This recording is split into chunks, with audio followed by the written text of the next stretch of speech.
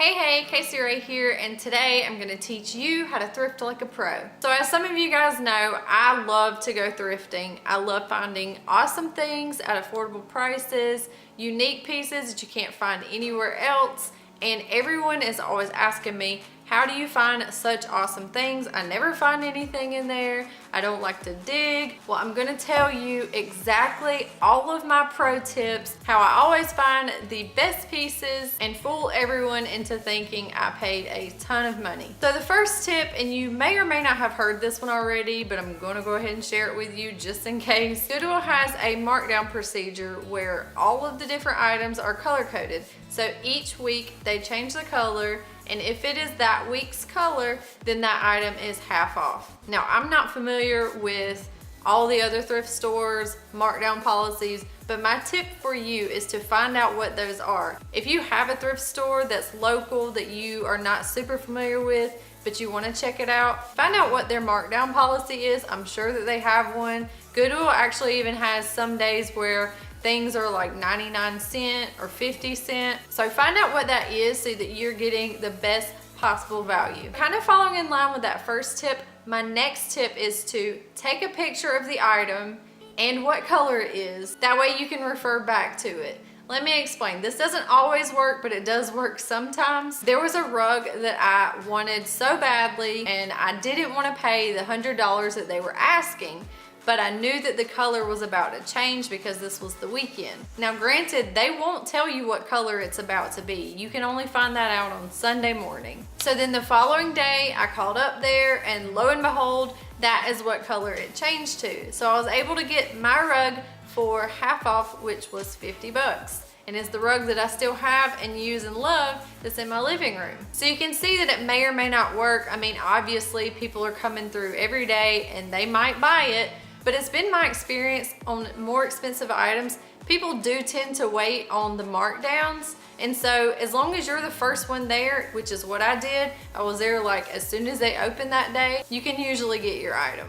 My third tip is to pick out items in all different sizes. Typically, secondhand clothing has been washed, it's probably shrank, so it's okay to size up some. And also, you're probably going to be trying on brands that you're not that familiar with. And depending on the brand, sizes can fluctuate 2 to 3 sizes. So it's always a best policy to try on all sorts of sizes. As long as it looks about right, then you're probably okay. Or you could do the neck test. This is a bonus tip. You take the waistband, and you wrap it around your neck. If it goes around your neck, it'll probably go around your waist. Also, similar to that, my next tip is to look in all the sections. Some of my cutest pieces I found in the men's section. Flannels, oversized t-shirts, oversized sweaters. You can almost always find those in the thrift store. As well as a lot of times people just put things wherever. So I found some really cute stuff that someone just tucked away in the children's section. So be sure and scan all the racks in all of the sections if you want to find the best deals. And that brings me to my next tip. You gotta be willing to dig. I hear this over and over again. Everyone complains that they never find anything at the thrift store, but they also say they don't want to dig. I'm sorry, but you're not going to find anything if you don't want to dig for it. That's part of the adventure, okay? Thrift stores are not organized. That's not what they're known for. I mean, some of them might be, but that's pretty rare. Just look at it like a treasure hunt. You're digging for treasure. You're digging for deals. But yeah, you have to be willing to dig. You have to have plenty of time set aside. You don't need to go before work. You don't need to go if you gotta go pick up your kids in an hour. It's gonna take time and patience, but a lot of times it's super worth it. Okay, my next tip. Say you find something really awesome, you love it, but it's just not quite right in the fit. Most people wouldn't think of taking their items to a tailor, but that's just what I did with a little black Calvin Klein dress. I believe I paid about $4 or $5 for the dress, and I spent maybe $12 on the tailoring, and I had a really expensive dress for less than $20. So before passing on a really awesome piece, maybe think about getting it tailored. My next tip is to find outfit inspiration on Pinterest. So sometimes it's hard to make sense of the sea of items in these thrift stores. But if you have an idea of an outfit that you want to put together, it's a lot simpler than you might think at a thrift store. Being that everything is organized by color, it's easy to go to the color that you're looking for and sift through it that way.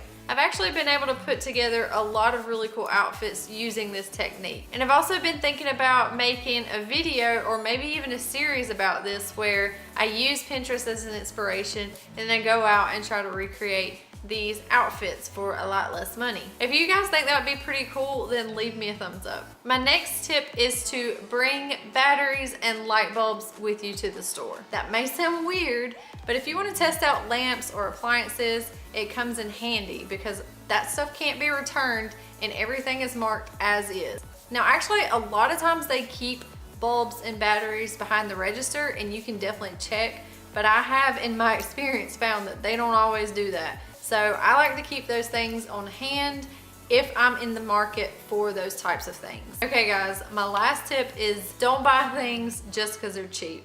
I know everything I said earlier, we don't think about that right now, okay? It's easy to get swept up in all the bargains and pile your cart to the ceiling. I know I'm guilty of it, but if you really don't need it or you don't want it really badly, then don't buy it just because it's cheap. That's a good way to clutter up your closet and clutter up your house. Just take my advice, keep it there.